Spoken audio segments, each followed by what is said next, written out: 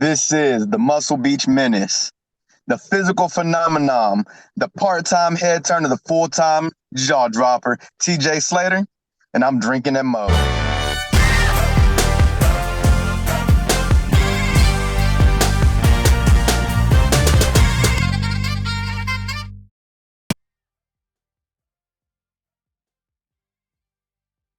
All right, everybody, taking time out before we get this show started. I want to thank Reaper Apparel for having Drinkin Mo's be a brand ambassador for their clothing line. They got good stuff. They got t-shirts, they got hoodies, they got beanies, they got lots of great stuff, encouraging everybody to break out of their comfort zone, live their best self, and hey, it's something I try to live every day.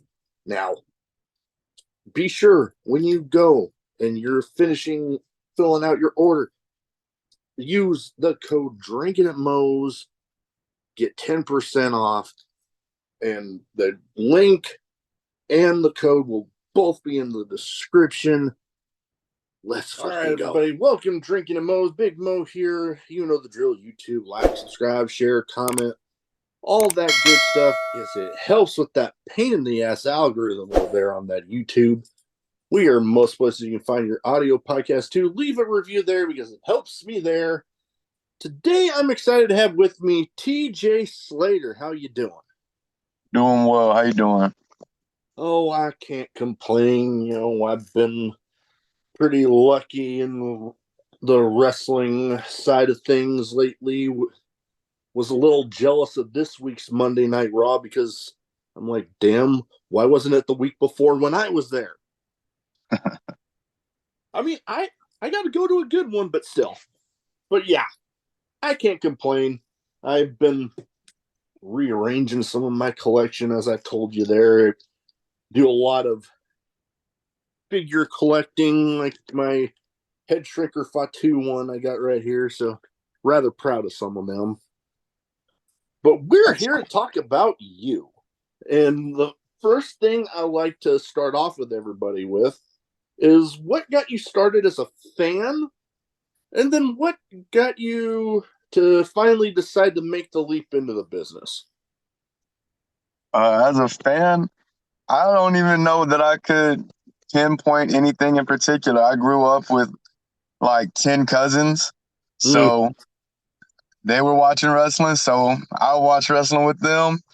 And just kind of I was a fan for the longest time as a kid, watching a lot of stuff we probably shouldn't have watched, getting in on stuff like watching a lot of New Jack and all that stuff. And yeah, a lot of that Attitude Era stuff that you're like, a lot of the Attitude your Era. parents didn't walk in on you, and you're like, okay, Every time I watched it, button?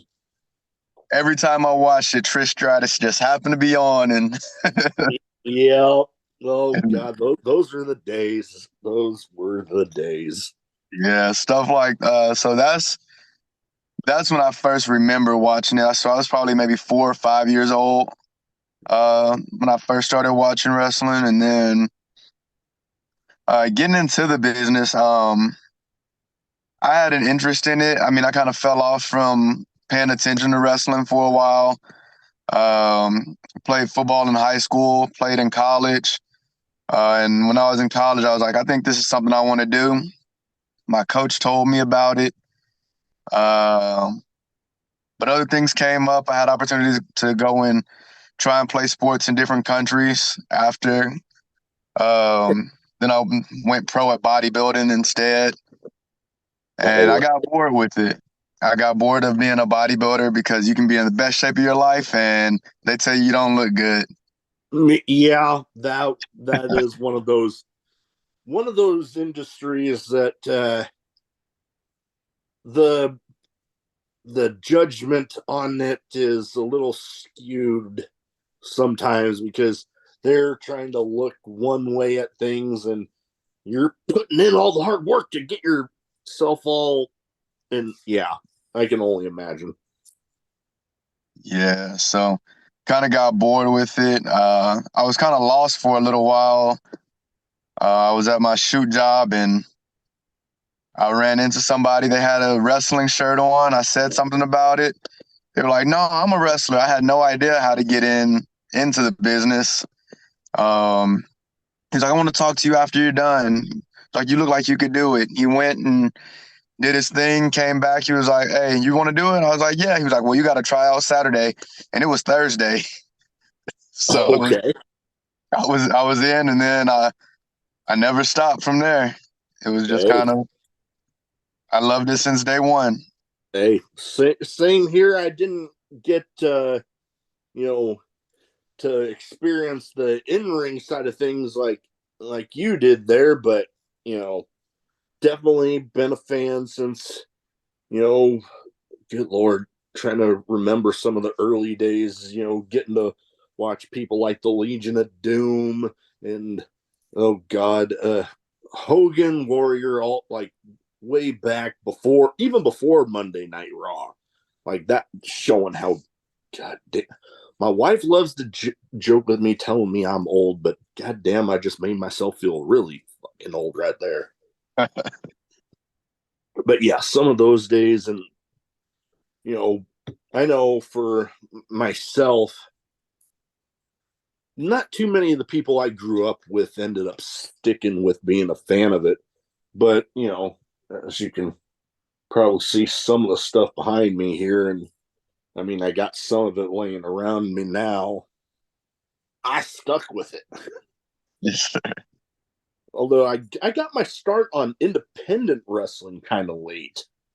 I wasn't even, God, I was probably like 25 when I finally went to my first independent show when I was stationed in San Diego. And here I am now. And one thing I was curious to get your aspect of things. Texas back in the day was like obvious one of the hotbeds, you know, back territory days, you know, the Von Erichs and going way back, you know, Freebirds and all their stuff down there.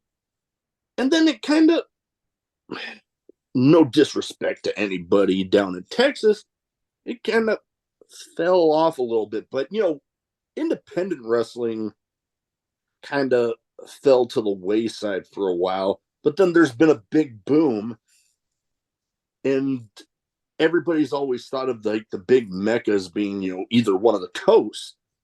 But Texas is like, good lord, some of the stuff that's been able to be coming up from around there. I know Matthew Palmer, the Monster Hunter, he has his promotion, Metroplex, or I believe that's what it's called. I'm Yeah, feeling bad. MPX.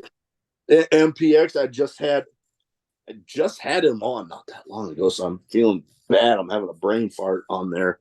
But Booker T's got his promotion and all sorts. What's it like for you being down there and you know being part of a new rising somewhat of Texas independent wrestling?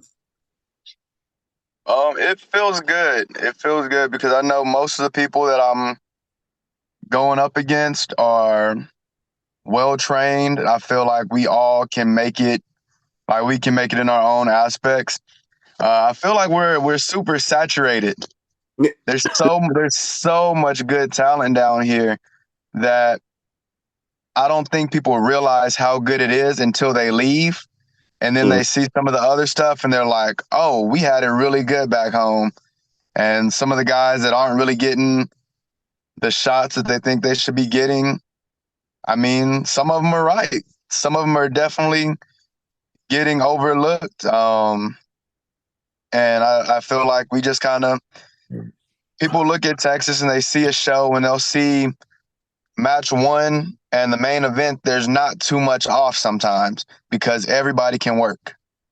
yeah. And I feel like that kind of hinders us a little bit, but it's also a benefit because you never leave a match not learning something. Um, there's always something good on the show. There's always going to be more bad than or more good than bad in Oh my no. opinion, or from what I've seen from the shows I've been on. Oh, Um, I can I totally think it's agree. just a matter of time before we all before we get the attention we need. Oh yeah, and there's places, the national TV promotions like, well, more so AEW has been going down to Texas quite a bit, and they seem to actually be giving independent wrestlers a little bit more of a chance actually in the ring as opposed to WWE. Although I mean everybody knows that's the big one. They've been around the longest, but you know when you are actually getting the chance in the ring on a stage that is potentially nationally televised, that's got to be pretty big opportunity whenever that comes up. Yes, sir. And I was noticing on some videos on YouTube that I found you in. One kind of sparked my curiosity because I've had this guy on, Logan Knight. I saw a little bit of an interaction there with him. Now, it was BCW, I'm wanting to say. Yes, sir. Now, BCW in West Texas. yeah, well, now for those in West Texas, well, outside of West Texas that might not know so much about BCW, what all going on there right now for you? I mean, with regards to Logan Knight or beyond. Um, the me and Logan Knight thing was just kind of a spare of the moment thing, honestly. Uh, it ended up being me and him in a tag team match against one of their guys, Jeb, and then Sledge. Ah, yeah. So we had a match against them, pretty much just right then in their match. Um, so that was a fun experience, but he does have his own segment out there, so the spotlight. So he gives opportunities to people to come out there and talk. And if you don't like what they say, he ends up usually going. Yeah. Yeah, yeah, no, I get you there. And you bring up Sledge. I mean, he's been on the big stages before, Ring of Honor and all that. What was it like getting to kind of share the ring with him? It was really cool. I mostly just like seeing how the bigger names work Yeah. and realizing like, okay, I still have something to learn, but I can definitely be there. And then That, also being able to pick his brain on everything, um, and trying to make connections on stuff in my head about where I think things should be or how things should go. understandable. I mean, you get the chance to pick the brain of a guy that's been on, national stages, national pay-per-view stages like Sledge. Can't can't hurt to pick his brain because he's had some pretty epic stuff in and of himself. So getting that chance, pretty cool. So you can't turn down those opportunities. Oh It yeah, don't. It doesn't. It always perplexes me where people think they're too good to ask for advice or ask for help. I don't care.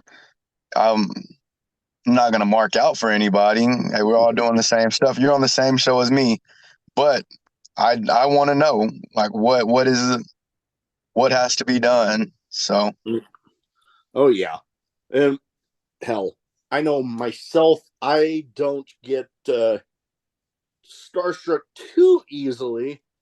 There is one person that those that have watched the show before, they'll know who I'm talking about, and I'll mention him a little bit later. But he's one guy that I'm like, if I ever got to meet him, I swear I don't know if I'd be able to get a word out. I just don't. But just I guess the way I built him up in my head is just to the point where my mind would be blown on the sheer fact alone of I'm standing right in front of a guy. Yeah. But, kind of like you, when with my show, I've interviewed some pretty big names, like Billy Starks, had her on a while back. I've had some pretty big names in the deathmatch community. I had a former Ring of Honor 6-man champ Dutch on, who him and Vincent are doing pretty big things in AEW and Ring of Honor right now.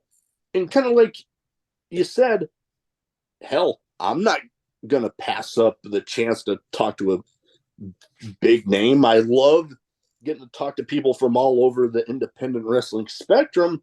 But if the chance came to get to talk to big name WWE or AEW guy, no way in hell I'm passing that up. Yeah. Get to pick their brain that way. Now I saw some advertisements about being a graduate of DFW All Pro. Now Yes. we kind of already went over what got you started as a fan and getting your jump into wrestling. What was training there like for you? Because I love hearing. Oh, excuse me. I love my Dr. Pepper, but it gives me the burps like crazy. But long story short, what was training there like for you? Because everybody's got their training stories. Every trainer's got their philosophies on how to train people and so on. It was tough, but it was tough, but it was a good tough. Like, you went in knowing they wanted the best for you. There was never a moment where I felt like, okay, they don't want me to succeed. Um, Pretty much everybody in my class that I started with was an athlete already, so we all came in together. We all pushed each other, and we all graduated. Like, everybody that came in with me graduated. So I was really proud about that. So we didn't have anybody just drop off. And we just push each other like a family. I mean, we still root for each Yeah. other. Um, but it was different. You gotta, like, the first rule he told us is you gotta make or life around wrestling. Don't put wrestling around life. So if you're not willing to make that sacrifice, this might not be for you. Hey, we Yeah. got practices these days. You got mandatory setup for the shows. We do Friday shows at the academy. So even if you're not working, you gotta help set up on Thursday, even though Thursday might not be your workout day. So set up, Mm. you gotta be at the shows doing security. You have to break down after the show. So you're there until 2, 3 o'clock in the morning on a Friday, and you might have work at 6 in the morning on Saturday.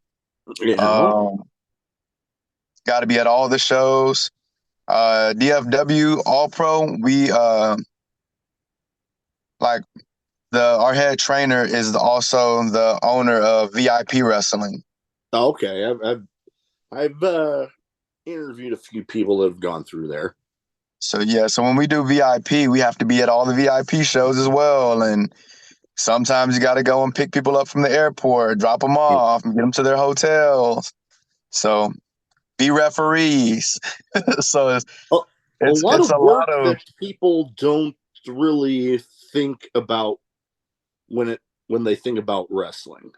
They don't see all that part. yeah. So, like, I mean, it's everything that goes into it. So when we have an actual graduation process. So I mean, at the end of the graduation process, you have to be able to break the rings down by yourself, put them back together, like everything that, like, you just need to be ready to go on the road, and they're not gonna let you go if you're not.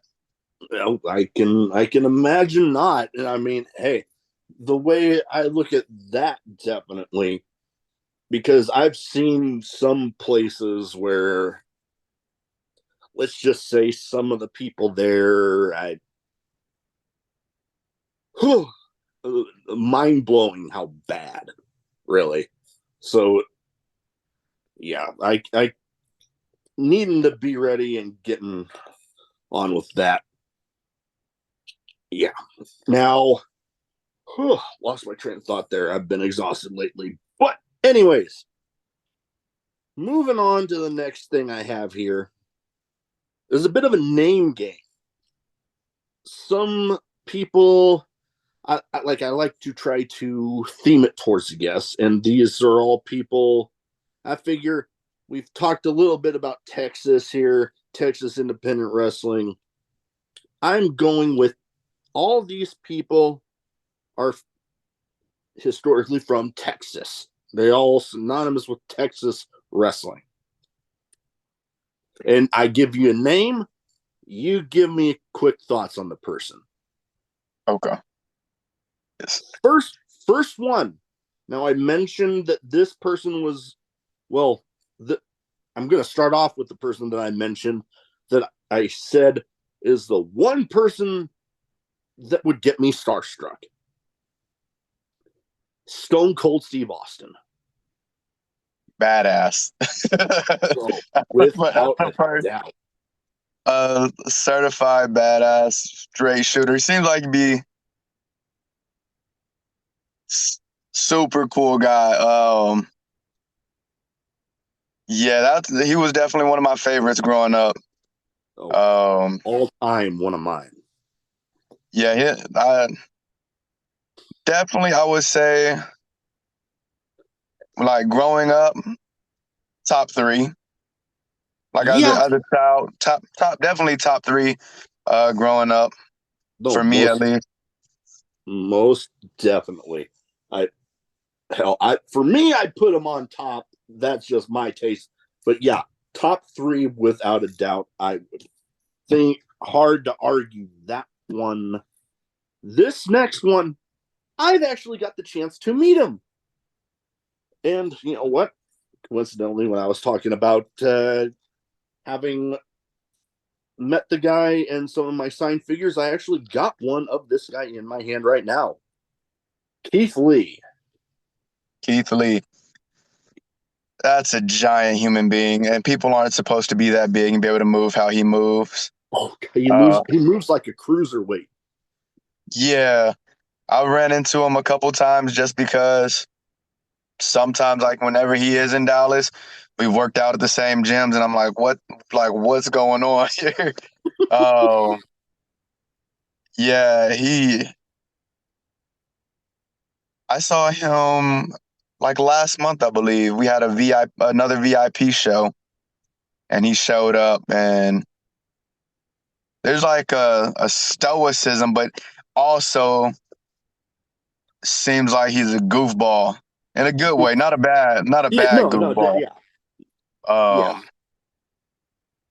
Yeah, like the uncle you respect. Like you seem like you have a good time, but also if he give you that look, you know, and you gotta gotta straighten up. Yeah, that uncle that can be a bit of a goofball, but you know when you get that look, you're like, okay, I need to straighten up right now. Yeah, we actually had a couple guys get some shops from him, and that was unfortunate for them. Oh God, yeah. No, I know. Speaking of Matthew Palmer a little earlier, the show that I got to meet Keith Lee at was a Wrestling Revolver show up in Des Moines. And it was, I'm trying to remember who was Matthew Palmer's partner that night, but it was back when Swerve and Keith Lee were the AEW tag champs. And they did this spot where Keith Lee chopped Palmer, and Palmer knocked down, laying there, and then, oh God, that one, I think it was a Sarah McLachlan song from those the Harlem Angels. That one just started playing out of nowhere, and they had an image on the screen, like R.I.P. Matthew Palmer. And oh my God, it was epic. It was absolutely epic. So Yes. yeah, hell, that related to Keith Lee, but that show I had 3 figures to get signed. It is like I try to, if I'm gonna meet somebody, I try to get one of theirs. And well, it was Rich Swann, Swerve, and Keith Lee that I had figures for. None of them were out for the meet and greet before the show. So I was bummed. And then, literally maybe 2 feet behind me at the end of the show, I turn around, boom, there's Rich Swann. So I'm like, well, shit, there. And then I'm walking out to the car, still a little bummed. I see somebody filming a promo out in the parking lot. And I'm like, who the hell? It was Swerve. So I'm like, okay, I'm going to stay right here. Talked to Swerve after. He told me Keith Lee was still in there, so I waited a little bit, and bam, I ended up getting all 3 of them, thinking I wasn't going to get any of them. Nice. I was rather proud of that one. Now, this next guy, another big guy from Texas, and unfortunately haven't got to meet him. Wouldn't be opposed to getting that chance, though. World's strongest man, Mark Henry. Oh, see, yeah. I remember a lot of him when I was growing up. That was Same. that was definitely that was a time because I had a cousin that favored him. We used to call him Mark Henry, and he would like throw us around. Being kids wrestling on the trampoline. Yeah, that's another just huge human being. Um, yeah, he was top 15 when I was a little kid. It Oh, wasn't yeah. not one of my major favorites, but definitely Oh, he he had definitely got his brought up a lot. he had his entertaining moments, especially when those Nation of Domination days, and then leading into the sexual chocolate stuff that he had going. That was Yeah, entertaining as hell.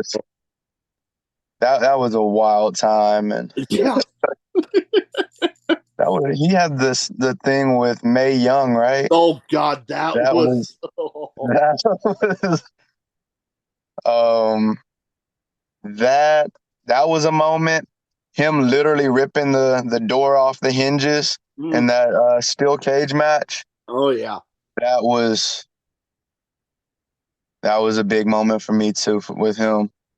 Then Yeah, that was always stick going with me. going into the Hall of Pain, that run that he had. Oh my God, that was epic. I love that. Like I gravitate toward those guys that just ooze that intensity. And him in that era of Mark Henry, God damn, he sure oozed that intensity. Yeah.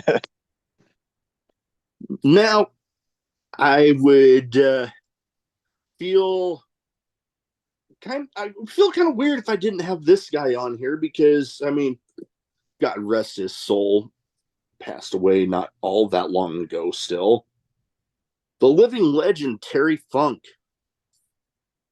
So honestly, I'm not gonna lie to you. I never really paid attention too much to the older stuff. I went back and watched some of the stuff recently since he passed away, but other than that, I didn't Yeah, watch too much of that, honestly. kind of hard to have that connection when you know not paying attention too much to some of the older stuff. I mean, for people my age and older, yeah, we got introduced in some of those ways, with the I Quit matches he had with Ric Flair, going into the ECW days. I mean, I'll admit the ECW days, I didn't really get introduced to them until much later with like the rise and fall of ECW DVD that got put out and all that. But yeah, that was out of the two wrestling passings that happened. As much as I'm sad to feel bad saying this, his was, I guess, somewhat expected because his health had been kind of going downhill. Then, literally the next day, somewhat got overshadowed by the passing of Bray Wyatt, which Yeah. that one caught me off guard because he's maybe like 3 years younger than me. And having passed the way that he did, I, I'll admit I was spooked for a few days after. Yeah, I honestly thought it was like a weird joke, honestly, at first when that Yes, one same. happened. Because Twitter is always Twitter's just gonna be Twitter, so people don't post it, and Yeah. wasn't until like I think I saw like the actual WWE posted. I think that's who. I think it was Triple H posted something about, yeah. Yeah, and that's when I was like, oh, okay, this Yeah. is. Yeah. I think it was somebody sent me a screenshot of it. And I'm like, no fucking way.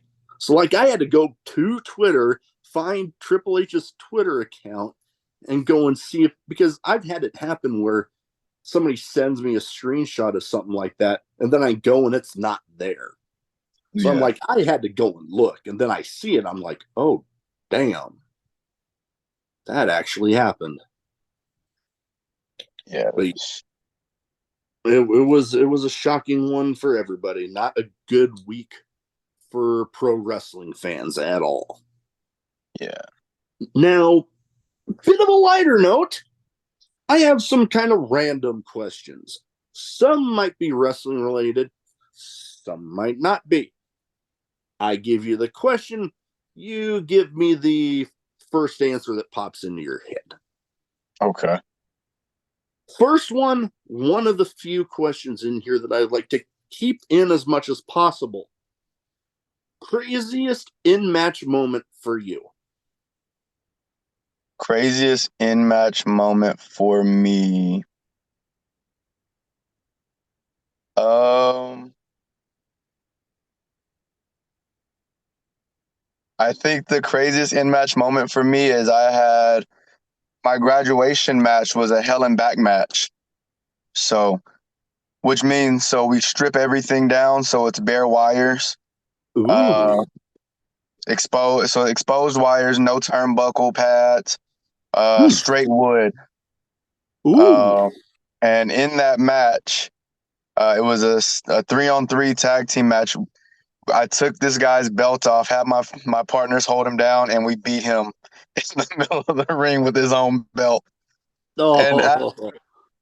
as we're beating this guy, you hear from the locker room reparations. So yeah, that was. I think that's the craziest one I've had so far. So It would be kind of hard to beat that one for sure. yeah, yeah, that Wow. was yeah, that was Yeah. a, No, I get you there, man. I love keeping that question in this category because I love hearing the stories like that. Because I've heard some wild ones. Like you brought up New Jack. I've actually talked to somebody that's faced him. And they told me about a match where I forget what building he said they were in, but they ended up going, both of them, through a wall. And Paul Heyman ends up yelling at them after the match. yeah. And then I've seen, like, this is one that I've personally witnessed. My first ever legit death match, where it ended by them taking 4 folding chairs, putting 2 panes of glass on there, and then the glass got lit on fire. Oh, okay. It, exactly what I was thinking in the middle of it when it was happening. And then, boom, it happened. And Most people that know me around here, if that happened here, probably would have thought I was crazy because I was jumping like, oh my God. Yeah. It was insane. Now, next question here. There's wrestlers out there that they prefer being the heel. There's others that prefer being the face, being the good guy. What would you say is the way you lean the most on that? I am 99.99 heel all the time. Uh, it went Yeah. from my it went from my coach saying I would never be a heel because I'm too likable, uh, to after my first match, him putting me in a faction called POS. Ah.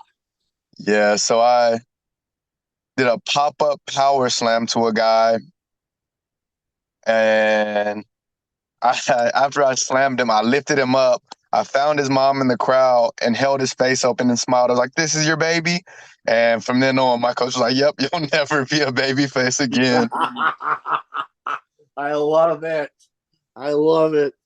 Those moments where you're just like you find that little way to really dig into the person in the match. Yeah, Especially, I mean, it makes it a little bit easier when there's a family member like a mother or somebody in there that you can really just dig jab. yeah, and I'm a natural asshole. I'm not gonna lie, but like most people have to make their personality bigger for their character. My coach was like, tone it down a bit. so like, so Oh, love it. I have to pull it down unless I'm at a show that's not quite a family show. Mm. I mean, I went to one show and took this kid's water bottle and poured it on his head before I got in the ring, like taking shoes, throwing them across the Mm. venue. Yep. Uh, I've yeah, known a few people that they really thrive on stuff like that. Oh God, I remember one. I've actually interviewed both of these guys where they had this habit of finding these kids somewhere in the back of the crowd, and somehow the kids wouldn't notice them until it was too late, and then they just absolutely scare the crap out of them. And one guy that another guy I've interviewed that I've actually got to witness this, and you wouldn't be able to get away with this now, COVID, post COVID, and all that. But he would literally just this intimidating dude the way he walked to the ring, and then he'd find somebody, and then boom, like hock a loogie right in the guy's face. oh yeah, we would fight. It, Yeah, yeah. There was a couple times I saw him do it where it about came to that. But luckily, security and stuff kind of got in the middle of it before anything happened. But yeah, wouldn't be able to get away with that right now. no, not at all.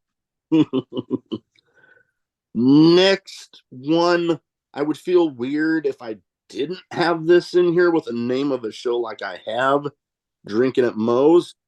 Favorite drink, whether it be alcoholic or non, or one of each, because I mean, I've had plenty of people on that for one reason or another don't drink. So I always try to tell people just because it says drinking at Moe's does not mean it has to be alcoholic. I'm torn between a good tequila and peanut butter whiskey.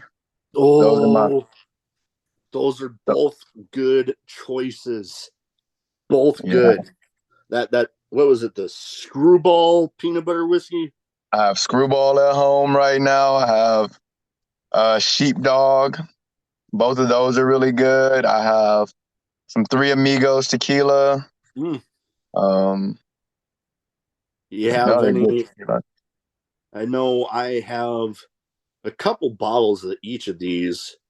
Casamigos or Terramana, the rocks one. Yeah, both Those of are those. both Terramana's a little less expensive of the two, but man, either one of those two I mentioned, you put that in like a margarita or something, you're probably only gonna want to have maybe two, or you're gonna be freaking hammered. Yeah. Because like it's so smooth you can't tell there's any damn alcohol in it. Yeah, that's the fun part. Yes, exactly. Oh man. Now, I have told this question before, but I like to flip it around every once in a while. I might not be the pickiest eater in the world, but I definitely have some stuff that I just, nope, you're not going to get me eating. What would you say is one of your least favorite foods? Least favorite foods, potato salad. Ooh, that's a different one that I haven't heard too much. Yeah, potato salad, chicken salad, tuna salad, none of those. I can't eat any of them. Interesting. Yeah, because I mean, I wouldn't say that I have to have potato salad or chicken salad, but I do enjoy them. But hey, I've I can understand it. Everybody has their own taste. I know, hell, my family loves to give me shit about these two, but deviled eggs, I don't know if it's a texture thing. Can't eat them either. One time I tried, I like damn near threw up. I gagged so hard. And they my even my nieces are getting in on this one. Peas. Like I can do. if it's already in like a casserole or something, I'm like, there's other stuff in there. But like just straight peas, I don't know why I can't. No, I don't know if it's another one of those texture things. I can't. I can do peas. I won't go back for seconds, but I can do peas. But Yeah, deviled like eggs are hard no. oh yeah, no, I can understand that. I know for me, like chicken pot pies. I love those, and they have peas in them every now and then. There's that different shit in there, but I can eat peas in that. It's just straight peas. I can't. Hard no for me. I Yeah, got you on that one. I yeah. My understand. no, yeah. My wife loves to kind of add in because she's like, before I met her, I didn't necessarily eat too many of any vegetables. Now she's like, yeah, peas are about the only one I can't get them to do. Yeah, I'm like, I'm sorry. yeah. Now, last but not least for this category, best advice you have for anybody wanting to get into wrestling. Um,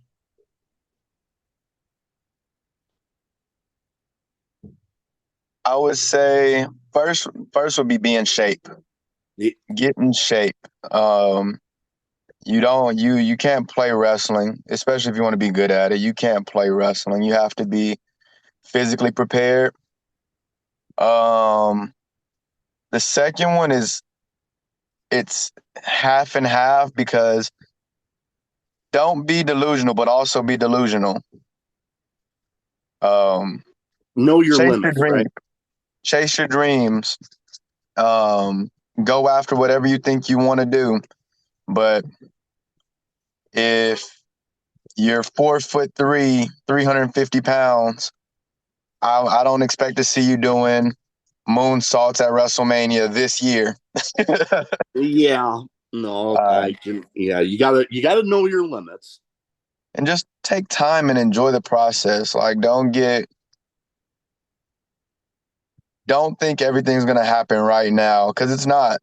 I mean, don't get don't get your mind into expecting being owed anything. Yeah. Um, realize that people are always watching you, no matter what. I mean, it can be in a good way or a bad way. Social media presence is super key. Right. Knowing treat people the right way. Don't come in being an asshole because you're not as good as you think you are. Like 90% of the time, there's rarely somebody that just comes in that's okay. They're good off day one. Yeah, Um, it happens, but yeah, it's not like a frequent thing. yeah. So just don't get discouraged. I mean, everybody learns everything at different paces. There's certain stuff that I didn't pick up the first time, and my classmates did, and there's plenty of stuff that I picked up the first time that they didn't. So it's just part of the process. Enjoy it though. Oh yeah, definitely a journey that once you get in there and you look, hopefully you'll look back on and you'll be like, "Yep, I had a good time." Yeah, Definitely, that's and yeah, there's going to be moments I can imagine, like you said, to not get discouraged because there's going to be those times where you're going to be like seeing other people getting opportunities and picking up on stuff faster, but then, just sticking with it and, realizing that, the hard work will pay off in one way or another. yeah. Like I'm going through that right now. Like it's frustrating, but it's not discouraging. Like they just released like all the lists with the top 500s and stuff like that. And there's like a black wrestler 500, and I'm not on there. And I'm like, I've wrestled a lot of these guys. I know a lot of these people. I'm like, why am I not on there? And I'm like, okay, don't worry about it. Don't worry about putting me in the fives, fours, threes. None of that next year. we're coming for the top. So, and it's just going to be Definitely. time and patience and a lot of work. Oh, yeah. Anything that's worth doing is worth putting that hard work in to get it done. Yes, sir. All right. Well, before we go, where can people find you social media wise? So if they don't already have their eyes on you, they can go ahead and get them there. Facebook at TJ Slater. All other, so TikTok, Twitter, Instagram at Superset Slater. All right. We'll get all that in the description. That is about all I have. Want to thank you for taking the time to talk to me tonight. Best of luck with everything you got coming up. And like I try to tell everybody, you're welcome back anytime. Yes, sir. Thank you for having me. Thank you for coming on.